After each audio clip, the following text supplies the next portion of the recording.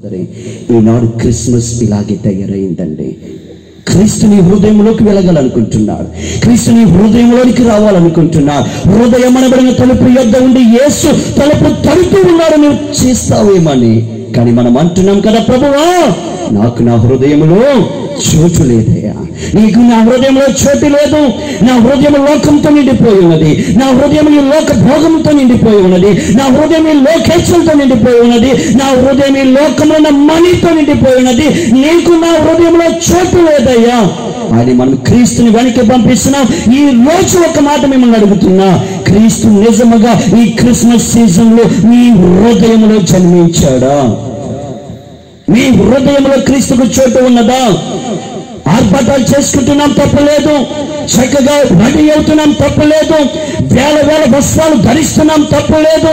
వేల కలిగిన వంటకాలను మనం భుజిస్తున్నాం, తప్పలేదు.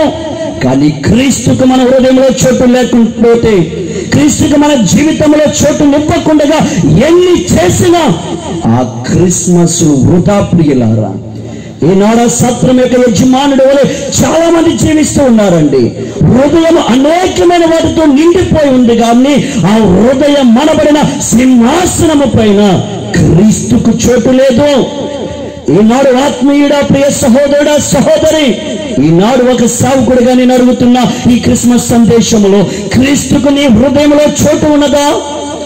ఈ క్రిస్మస్ సందేశాన్ని వినడానికి వచ్చిన నీవు, క్రీస్తును ఆరాధించడానికి వచ్చిన నీవు, నీ జీవితంలో నీ హృదయంలో క్రీస్తు ఉన్నాడని ధైర్యంగా నువ్వు చెప్పగలవా?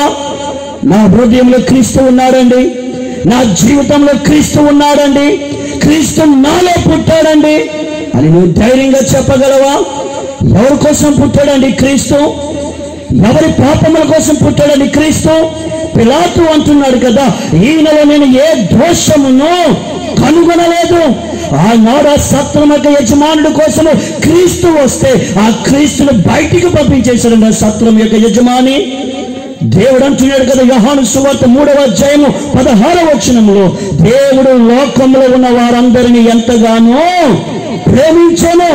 అదే మార్కు సువార్త 2వ అధ్యాయం మనం చూస్తే, రోగులకే వైద్యుడు గాని ఆరోగ్యవంతులకి వైద్యుడు అవసరం లేదు, నేను నశించిపోతున్న వారిని వెతికి రక్షించుటకే మనిషి కుమారుడిగా వచ్చానన్నాడు.